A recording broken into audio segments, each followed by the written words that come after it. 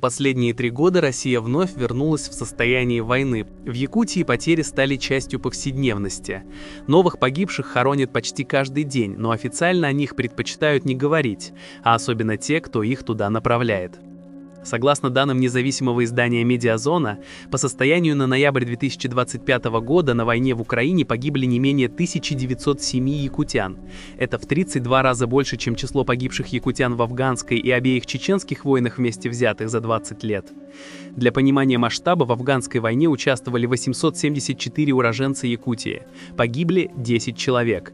В 2 чеченских кампаниях около 2000 участников и 48 погибших. И это при том, что за 3 года тупиковая путинская авантюра в Украине забрала 32 раза больше жизней якутян. Весной 2022 года сообщалось о первом погибшем, к зиме – десятки, затем сотни. Каждые несколько месяцев фиксировался новый рубеж, новая сотня имен, и так без остановки. К началу 2025 года число погибших перевалило за 1000, а к осени 2025 приблизилось к 2000. В среднем республику ежемесячно покидают 50-60 мужчин. Сбылись наши неутешительные прогнозы. Сегодня наш регион с одной из самых высоких долей погибших на душу населения. Это показатель того, как федеральная власть использует отдаленные бедные территории как человеческий ресурс для ведения войны. Республика Саха-Якутия входит в 4 дальневосточных регионов России с самым высоким числом погибших на войне в абсолютных цифрах. Если же пересчитать эти данные на численность населения, Якутия занимает 3-е место на Дальнем Востоке по уровню смертности на войне, уступая только Бурятии и Забайкалью. Для сравнения, в Москве, где население в 13 раз больше, чем в Якутии, погибших меньше – 1688 человек. Риск погибнуть для жителей Якутии во много раз выше, чем для москвича.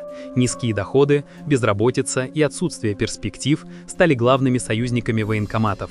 Каждый 3-й погибший якутянин – мужчина в возрасте от 31 до 40 лет. Это возраст, когда человек наиболее активен, работает, растит детей и строит жизнь. И именно это поколение вычеркивается из будущего региона. Особенность якутской статистики – структура погибших. Среди них наибольшая доля приходится на так называемых добровольцев – 595 человек.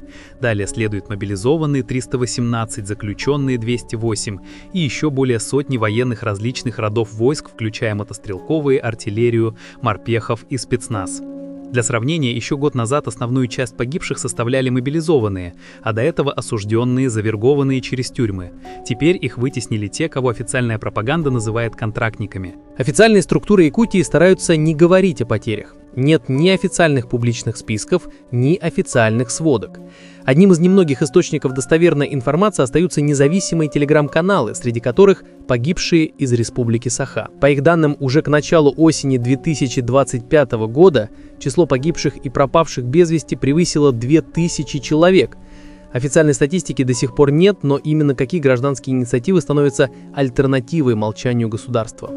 Наша инициативная группа сотрудничает с проектом, ежедневно находя и проверяя данные. Это кропотливая, почти архивная работа, цель которой восстановить правду о потерях якутян на этой войне.